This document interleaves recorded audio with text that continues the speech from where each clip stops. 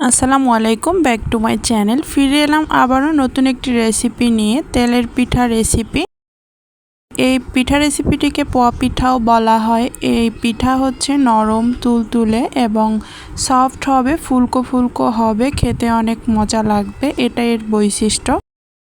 আমরা অনেকেই পিঠা তৈরি করার চেষ্টা করি কিন্তু ফুলকো হয় না বা নরম হয় না। এই পিঠা বানালে আমার রেসিপিতে 2-3 দিন ধরে নরম তুলতুলে থাকবে এবং ফুলকো থাকবে।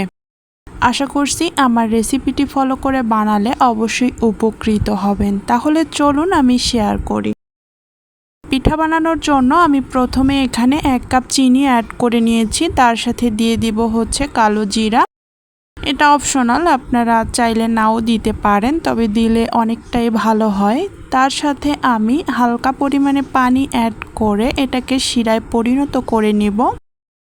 শিরায় পরিণত হয়ে গেলে এরপর আমি এখানে চালের গুঁড়ি অ্যাড করব 1 কাপ। তারপর আবারও 1 কাপ। আপনারা আপনাদের যতটুকু প্রয়োজন সে পরিমাণে চালের গুঁড়িটা অ্যাড করবেন। তারপর আমি এখানে অ্যাড করেছি 2 কাপ চালের গুঁড়ি এবং 1 কাপ আটা। এটাকে খুব ভালোভাবে মেখে নিতে হবে। এটা হাতের সাহায্যে করলে ভালো হয়, অনেক সফট হবে। এটা মাখাতে মাখাতে ডোটাকে সফট পরিণত করতে হবে। এই যে মাখানো হয়ে গেলে এ পর্যায়ে এসে আমি একটু লবণ অ্যাড করে দিব। লবণটা দিলে ফ্লেভারটা টেস্টটা সুন্দর আসে। যারা লবণ খেতে চান না পিঠায় তারা স্কিপ করতে পারেন। তো লবণটা দেওয়া হয়ে গেলে আমি আবারও একটু মেখে নিব। মাখানো হয়ে গেলে এবারে আমি আবারও আটা অ্যাড করে দিয়েছি। আপনাদের প্রয়োজন অনুযায়ী আপনারা অ্যাড করবেন। তো এ পর্যায়ে এসে আমি কিন্তু আবারও 2 কাপ চালের গুঁড়ি এবং 1 কাপ আটা অ্যাড করে দিয়েছি। এই আটাটা অ্যাড করা হয়ে গেলে আমি কিন্তু এভাবে হাত দিয়ে এটাকে একটু সময় নিয়ে মেখে নিব। এ পর্যায়ে কিন্তু একটু সময় নিয়ে মাখতে হবে, আর এই প্রসেসটা পুরোটাই হাত দিয়ে করতে হবে। তাহলে কিন্তু ব্যাটারটা একদম পারফেক্টলি তৈরি হবে আর পিঠাটা ফুলকো হবে, আর ভিতরে কোনো কাঁচা থাকবে না। এটা আপনারা ফলো করবেন অবশ্যই। তারপর এ পর্যায়ে কিন্তু একবারে পানি দিবেন না, এভাবে হাতের সাহায্যে অল্প অল্প করে পানি অ্যাড করবেন আর এটাকে বিট করতে থাকবেন। তাহলে পিঠাটা অনেক সফট হবে আর নরম তুলতুলে হবে। আর হ্যাঁ, এখানে কিন্তু অবশ্যই আপনারা চিনিটা টেস্ট করে নেবেন। চিনিটা টেস্ট করে নিয়ে যে যেমন মিষ্টি খান তেমন মিষ্টি হয়ে গেলে তারপর পানি অ্যাড করবেন। আর যদি এ পর্যায়ে মিষ্টিটা কম থাকে আগে চিনি অ্যাড করবেন। তারপর চিনিটাকে বিট করে নিয়ে চিনিটা যখন গলে যাবে তারপর যদি পানির প্রয়োজন হয় তারপর আপনারা এভাবে অল্প অল্প করে পানি অ্যাড করবেন। তো এখানে আমার মিষ্টিটা পারফেক্ট ছিল, তো তার জন্য আমি চিনি এখানে অ্যাড করিনি, তাই অল্প অল্প করে পানি অ্যাড করে দিচ্ছি আর বিট করতেছি। একবারে পানি অ্যাড করতে গেলে এটা অনেকটা পাতলা হয়ে যেতে পারে আর পারফেক্টলি যে পিঠার ডোটা সেটা তৈরি হবে না। এজন্য আমি অল্প অল্প করে পানি অ্যাড করতেছি আর এটাকে মেখে নিচ্ছি। তো আগে যদি আপনারা পানি অ্যাড করেন পরে কিন্তু চিনি থেকে পানি ছেড়ে দিবে, তাহলে ডোটা পাতলা হয়ে যেতে পারে। এজন্য আপনারা চিনিটা দেওয়ার পুরোপুরি পারফেক্ট মিষ্টি হওয়ার পরই পানিটা অ্যাড করবেন অল্প অল্প করে। মাখানো হয়ে গেলে আমি হাতটাকে উঠিয়ে নেব। এবার চামচ অ্যাড করব। এ পর্যায়ে দেখেন আমি আপনাদেরকে ব্যাটারের ঘনত্বটা দেখিয়ে দিচ্ছি।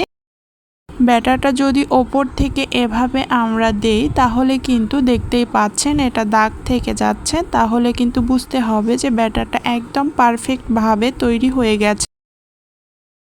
তো আমার ব্যাটারটা কিন্তু একদম পারফেক্টভাবে তৈরি হয়ে গেছে। আর হ্যাঁ, এই চামচটা কিন্তু অবশ্যই আপনারা এই ব্যাটারে রেখেই দিবেন, যাতে করে ভাজার সময় প্রতিবার কিন্তু চামচ দিয়ে পিঠাটাকে একটু বিট করে নিতে হবে।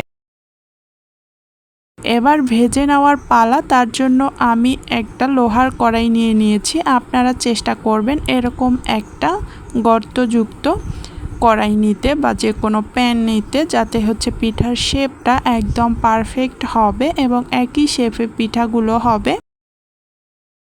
আমি কড়াইয়ে পরিমাণ মতো তেল দিয়েছি। অবশ্যই কিন্তু ডুবো তেলে পিঠাটা ভাজতে হবে, সে পরিমাণে আপনারা তেল দিবেন। তো আমি তেল দিয়ে তেলটাকে গরম হয়ে আসার জন্য এখানে ওয়েট করতেছি।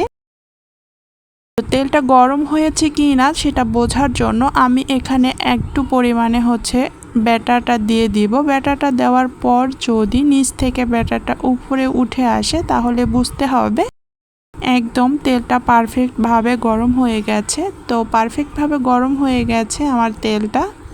আমি এ পর্যায়ে কিন্তু পিঠাগুলোকে ভেজে নেব। তো তার জন্য আমি একটা কাপে ব্যাটারটাকে নিয়ে নিয়েছি, আর এভাবে আপনারা উপর থেকে ব্যাটারটাকে দিয়ে দিবেন। তেলের মধ্যে আমার ব্যাটারটা দেওয়ার পর কিন্তু ব্যাটারটা একই জায়গায় থেকে গেছে, ব্যাটারটা কিন্তু কোথাও ছড়িয়ে পড়েনি। তাহলে বুঝতে হবে আমার ব্যাটারটা কিন্তু একদম পারফেক্টভাবে তৈরি হয়ে গেছে। এটা না পাতলা হয়েছে না খুব একটা ঘন হয়েছে। আর যদি আপনারা দেখেন এটা ছড়িয়ে গিয়েছে তাহলে একটু আটা অ্যাড করে নিয়ে এটাকে পারফেক্টভাবে তৈরি করতে পারেন। এটা আমার পক্ষ থেকে আপনাদের জন্য টিপস। আমার পিঠাটা একদম ফুলে উঠেছে। এখানে কিন্তু তেলের গরম হওয়াটাও জরুরি। যদি তেলটা কম গরম হয় তাহলে কিন্তু পিঠাটা সহজেই ফুলে উঠবে না বা নিচ থেকে লেগেও যেতে পারে। এই দিকগুলো অবশ্যই খেয়াল রাখবেন, তাহলে পিঠাটা একদম দেওয়ার সাথে চট করে ফুলে উঠবে। তো ভাজার জন্য আমি এরকম একটা স্টিক নিয়ে নিয়েছি, এটা কাঠের একটা স্টিক। আপনারা চাইলে যে কোনো ঝাঁঝরা দিয়েও করতে পারেন, তবে এটা দিয়ে করার সুবিধা এটা দিয়ে ফোড়ায় এভাবে রেখে দিলে তেলটা পুরোপুরি ঝরে যায়। তেল পিঠায় কিন্তু প্রচুর পরিমাণে তেল থাকে। তো এভাবে আমি এটাকে রেখে দিব পরবর্তী পিঠাটা না হওয়া পর্যন্ত। ততক্ষণে কিন্তু পুরো তেলটা এর থেকে বের হয়ে আসবে। তো এই যে দেখতে পাচ্ছেন আপনারা, আমি কিন্তু আবারও এক ব্যাটার দিয়ে দিয়েছি, আবারও পিঠাটা আমার ফুলে উঠেছে। এভাবে আমি এক পিঠ একটু ভেজে নেব, কারণ এটা কাঁচা থেকে যেতে পারে। সাথে সাথে কিন্তু আপনারা এটাকে উল্টাবেন না। একটু ভেজে নেওয়া হয়ে গেলে এই যে আমি এটাকে একবারে উল্টিয়ে নেব। তারপর কিন্তু এটাকে এই পাটটাও আর একটু ভেজে নিতে হবে, তা না হলে চট করে উঠিয়ে ফেললে এটা কিন্তু ভিতরে কাঁচা থেকে যেতে পারে। আপনারা একটু সময় নিয়ে ভালোভাবে ভাজতে থাকবেন। এ পর্যায়ে চুলার আঁচটা কিন্তু একই রাখবেন, তাহলে পিঠাগুলো সুন্দর হবে। মিডিয়ামে রাখবেন, খুব হাই হিটে হলে পিঠাগুলো একবারে মুড়ে যাওয়ার সম্ভাবনা থাকে। আপনাদের সুবিধার জন্য আমি আরও একটা পিঠা আপনাদেরকে বানিয়ে দেখাচ্ছি। এই যে দেখেন, আমার পিঠাটা দেওয়ার পরই কিন্তু একদম চট করে ফুলে উঠতেছে। তার মানে কিন্তু আমার পারফেক্টভাবে ব্যাটারও তৈরি হয়েছে, আর তেলটাও পারফেক্ট হয়েছে। তাই জন্য এভাবে করে আমি সব পিঠাকে ভেজে নেব।